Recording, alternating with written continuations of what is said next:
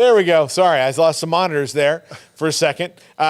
Chris thinks the Chick-fil-A segment's going to win an Emmy. Yeah, I'm wondering, it should. How do they vote for sports Emmys? A sports Emmy? Do we get that for online segments? Jack told us we had 9 minutes left to talk about college football, and we're still doing Chick-fil-A. Well, look, we've invented something here, a trademark, the 100 Nugget Challenge. The 100 Nugget Challenge. Which we'll try to do. Okay, so this week, Texas and Bama version 2, volume 2. Volume 2. Oregon and Texas Tech in Lubbock, which Texas Tech fans will be extra lubed up for. And and then Deion, Colorado, Nebraska, which we have probably the two biggest coaching hires. And Matt Rule, here's the thing about Matt Rule, would have been the biggest coaching hire. If not for Deion. If not the fact that Deion Sanders decided a couple years ago, you know what I'd like to do and my true calling is to be a college head football coach. To be a maker of men. Yeah, I'm going to do that. Yeah. Like, let's just see, And then when I brought it up, some people told me, like, that's a bad idea, Deion. And then I said, oh, is it now? So, yeah. Is there one, if you just had one television set to watch those, is there one particular that you're not missing? It would be Texas and Bama, because last year's game swung on the fact that Quinn Ewers got hurt because Bama was not really playing that well. Right. It swung on the fact that Quinn Ewers got hurt and Bryce Young was Bryce Young, right? So Bryce Young became Bryce Young when he needed to be, and then went on, obviously, to be Bryce Young, for the rest of it. But like, they had the Heisman Trophy winner, the defending Heisman Trophy winner. He went and did some of those things, and they fought through and won that a very close game.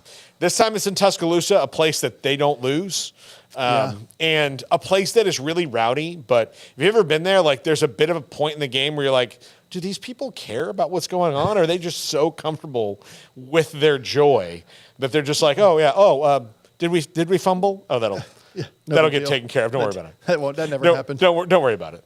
Like, no. Oh, no. We're fine. Yeah, I think the people of Bama are doing just fine. Yeah. And so, but yeah, we get to see, Jalen Milroe, who played really well against Middle Tennessee State, which was not something you could have said for his other starts last year. You saw little glimpses of it, but he played well against Middle Tennessee State. I know that's not a big thing, but for him to play well, I think for Alabama was a big deal, considering that they didn't name him the starter until a couple days before the game. And so you'll see that against the Texas defense. Quinn Ewers, can he throw them to a victory if he needs to against Bama? There's a lot of interesting questions there. Yeah. I'm going to conservatively, I think Alabama's going to beat them. I just can't be, and I don't have any like axe to grind with Texas at all. I'm not going to be convinced that they are the Texas of old for a while. Yeah. Like, I think even if they beat Bama, like, I'm still not going to be convinced, because they've had individual big wins once a year for the last decade. Yeah. So I think, especially in Tuscaloosa, like, it could be a close game. And Saban's 18-2 all time against his old assistants, and the two are Kirby Smart, or did he lose to Kiffin? No, Jimbo beat him. So he's got to be more than 18-2. If he's lost to Kirby, Jimbo, Lane. He hasn't lost to Lane. He hasn't. So maybe it is 18-2. Yeah. Maybe I'm just making stuff up, Paul. Yeah. Maybe I'm just grabbing numbers and saying Jimbo was the first one to get him, I think. Okay. And then Kirby got him. Okay. So it must be 18-2. Yeah. Okay. I know this is not a pick segment, but there's nothing that makes me, to me, the one that I'm going to want to watch is the Colorado-Nebraska game, because I think Coach Rule's a really good coach. I think he has a plan. I don't think his plan is to rewrite the ship between week 1 and week 2, right? They may regress a little bit before they're better. But the bloom can come off the rose as far as public relations go for Colorado if they go lay an egg there. Yeah.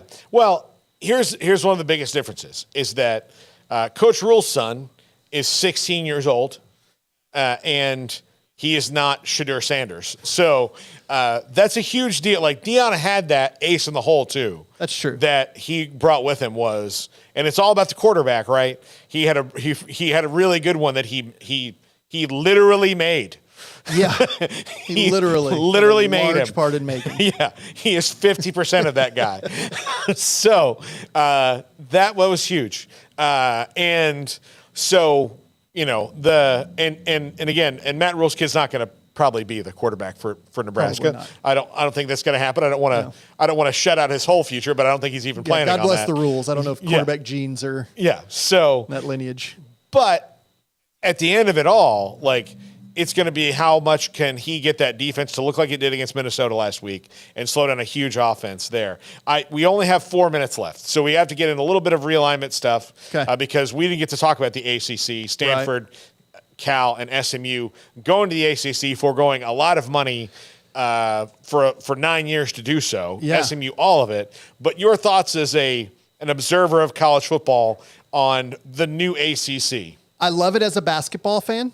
Mm-hmm. I love the fact that if I want to drive up and watch Duke play and North Carolina play in a couple years, I can. I don't know the particulars of the deal. So SMU's not taking revenue for 9 years. Yes. Are there any guarantees that the ACC is going to exist in 9 years? Well, they have a contract that exists at least that long. So what they've done is they have staved off the fact that Florida State, Clemson, and North Carolina will leave as soon as the lawyers and money people tell them to. Okay.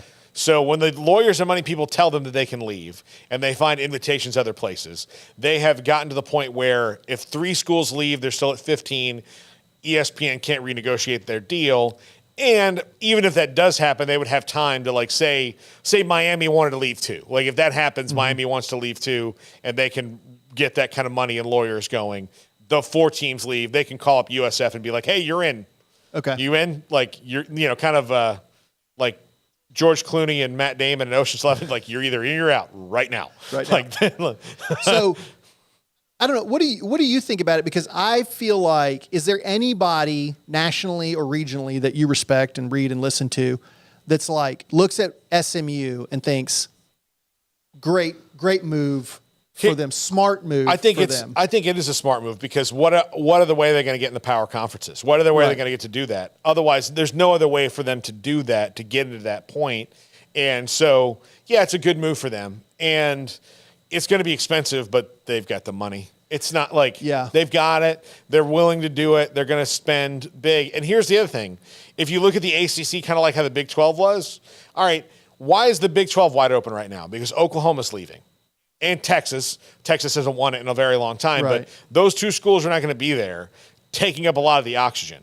Well, if the equivalent of that leaves the ACC, Florida State and Clemson, who have won it in football pretty much every year, save for a rando here and there since the 90s, then that opens it up. And so if you're SMU and you're loading up NIL, you can recruit in Texas and Florida, and you've got all the things you want. Shoot, I mean, Wake Forest has won this league. The only thing that keeps Wake Forest from winning it twice is that there's a Clemson, right? Winning it back-to-back years has been the Clemson exists. Okay? So you take that out of the equation, just in a numbers game. It doesn't even matter who it is. Like, that's going to help you win the league. So for schools like NC State that might be around, or Louisville, or all that are like right there but need more room, they can do it. Now, Stanford and Cal just need to be somewhere. And that felt like a had to do it thing. Absolutely. All right, well, it's 2:00. That means the show's over. Okay. This has been very spirited.